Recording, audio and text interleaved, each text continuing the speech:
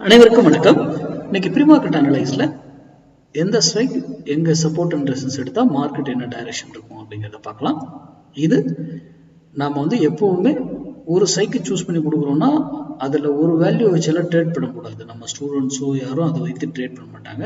எங்க இருந்தாலும் மார்க்கெட் நம்ம ட்ரேட் பண்ணணும். அதுக்கு அந்த ஸ்ட்ரைக்குக்கு சம் கால்குலேஷன் இருக்கு. அதை வச்சு தான் நம்ம ட்ரேட் எடுப்போம். இது நீங்க சிந்திப்பதற்காக இந்த வீடியோ. எப்படி மார்க்கெட் சப்போர்ட் எல்லாம் இப்படி கொடுக்குறாரு அப்படிங்கிறது சிந்தி ஆப்ஷன் பையர் சிந்திச்சாதான் கரெக்டான தேர்ந்தெடுத்து வர்த்தகம் பண்ணுவீங்க. மேக்ஸ் ஆர்த்து உங்களுக்கு தெரிஞ்சவங்க உங்க பகுதியில் ஃபுல்லி மேக்ஸ் இதாக இருக்கும். ஸோ மார்க்கெட் சப்போர்ட் மேக்ஸே தேவை கிடையாது. புரியுதுங்களா? ப்ரீமியத்துலேயோ இந்த மாதிரி இதில் பேஸ்டு மேக்ஸ் சொல்லி கொடுத்தாங்கன்னா அங்கே போய் கற்றுக்கோங்க, படித்து தெரிஞ்சுக்கிட்டு ட்ரேட் பண்ணுங்க. ஆப்ஷன் கிளாஸ் பேட்ச் ஆல்ரெடி நேரத்தோட முடிச்சதுங்க. அடுத்த கிளாஸ் நிறைய கேட்டிருக்கீங்க, அதுக்கான டேட் கூடிய சீக்கிரம் நான் அனௌன்ஸ் பண்ணுறேன். ஓகேங்களா? சரி, இப்போ லாஸ்ட் டே ட்ரேடிங் டேல பொசிஷன்ஸு ரீட்டைல் ட்ரேடர் பாருங்க, இவ்வளோ கான்ட்ராக்ட் இன்னும் பையில் இருக்காங்க.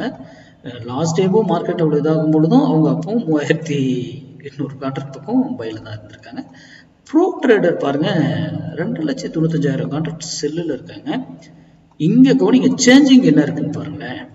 14,000 கான்ட்ராக்ட் தான் சேஞ்சிங்ல இருக்காங்க. அப்போ இங்க ஏதோ சம்திங் அவங்க சேஞ்சஸ் ஆகிறதுக்கு வாய்ப்பு இருக்கா, இல்லை அதே டைரக்ஷன் கொண்டு போறாங்களான்னு லைவ்ல நம்ம மேக்ஸ்ல அதை நம்ம கண்டுபிடிச்சிருக்கோம். எந்த பக்கம் கொண்டு போறாங்க அப்படிங்கிறத அதை வைத்து தான் நம்ம ட்ரேட் பண்ணணும். இதெல்லாம் ஒரு அடிஷனல் டூல் தான். எஃப்ஐஏ ஆல்ரெடி செல்ல தான் இருக்காங்க. நேத்து அவங்க பைக்கு வந்திருக்காங்க. ஸ்மால் குவான்டிட்டி, பெருசாலாம் கிடையாது, ஸ்மால் குவான்டிட்டி தான்.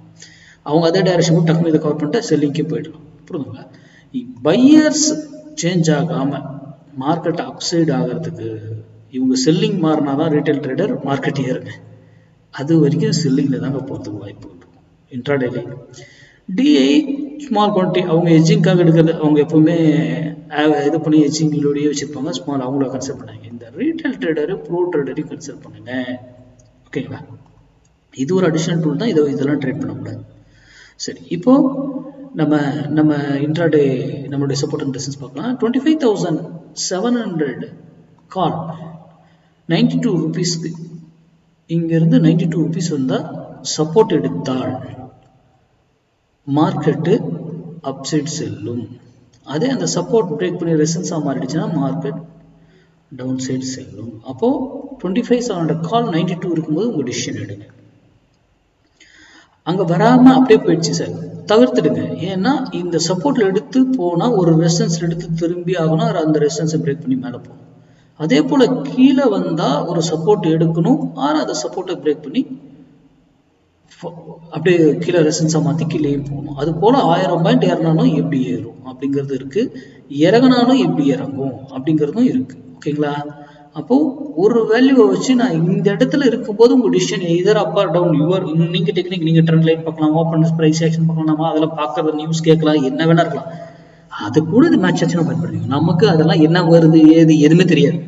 ஆனா மேக்ஸ்ல நம்ம போடுறபடி அங்க ரியாக்ட் ஆகும். இவ்வளவு நாள் நீங்க பார்த்துட்டு தான் இருப்பீங்க. அப்போ நம்ம மேக்ஸை தான் நம்புறோம். ஓகேங்களா? மார்க்கெட்டுங்கிறது மேக்ஸ், அவ்வளவுதான். அப்போ இன்னைக்கு 25,700 கால் 92 ரூபீஸ் இருக்கும்போது பிளான் பண்ணுங்க.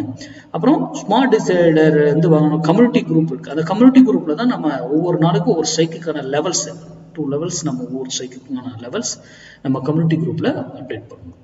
நன்றி, வணக்கம், வாழ்க வளமுடன்.